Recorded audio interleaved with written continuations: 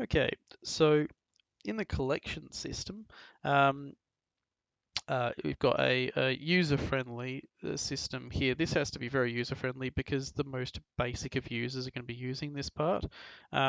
People that don't have much training on the program at all. Pretty much select a patient. You've got all the lists of patients just here. You can change, you can write something in here. Superman, whatever the person's name is. We'll just use this one here, Johnny Frankly, as an example. As you press Open Collection, or if you press Enter, you would put your user in here.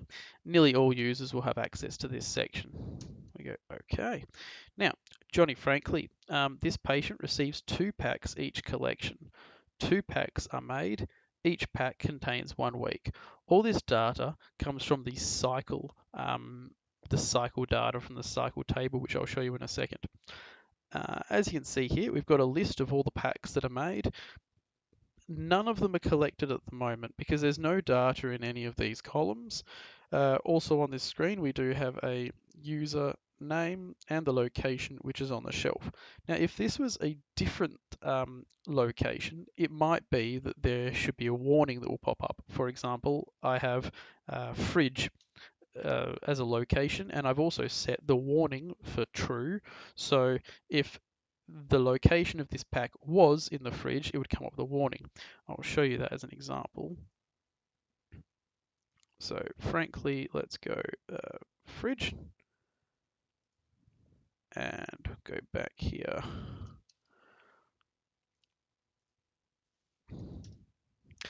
Packs in the fridge. And it's now come up in blue instead up here, fridge. Right, so the user would go here and depending upon which packs the patient is picking up, they would say collect. So let's say they're picking up the 23rd and the 7th of May. They would go collect. Who picked up the packs? The patient. Okay. Now, if they say collect again, we already know it's the patient because we haven't even closed the screen. So we know it's the patient. We say collect and it automatically knows it's the patient. If I were to log out and go back in and say collect now, it would ask me again because maybe it's not the patient anymore. But if you're doing more than one pack, it already knows the answer from the first pack that you clicked on. At this time, it's saving who collected it, who served it, which is the user currently logged in, the current collection date and also time, and you've got collect here. You also have undo as an option. Undo can be selected for 24 hours. After that, it comes up with a warning, which I will manipulate in a second.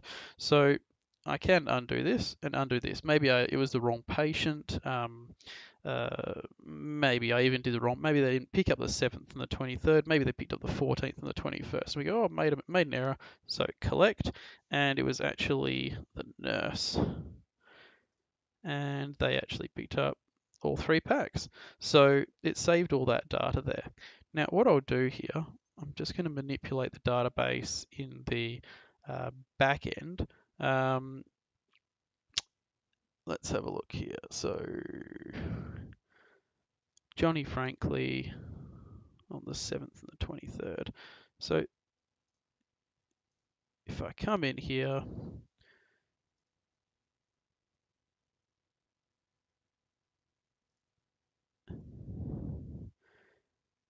okay, the 7th. Now what I'm going to say is collected on the 14th, just for the sake of doing this right. So if I come in here now, here we go. It says the 14th for these. Now if I undo these now, I press undo, are you sure you want to clear a collection from over a day ago? No, because I don't want to do that. I might have clicked on the wrong one. So once 24 hours has passed, if you're going to undo these, it comes up with a warning. Yes, I do want to. Okay. And then once again, if I collect it now, it's come up and it's got the new record there. The other things that you can see here is this only shows packs that are packed and collected.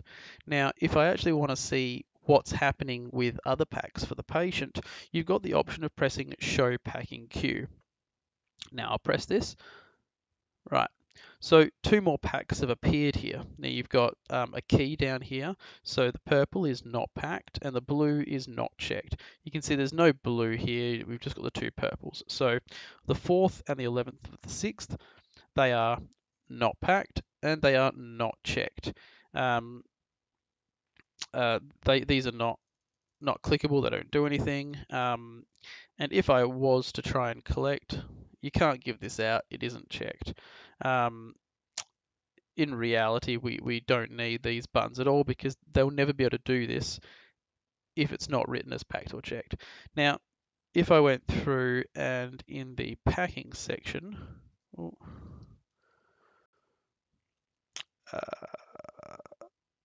Johnny Frankly, let's just say one of them is packed. So now I go back here.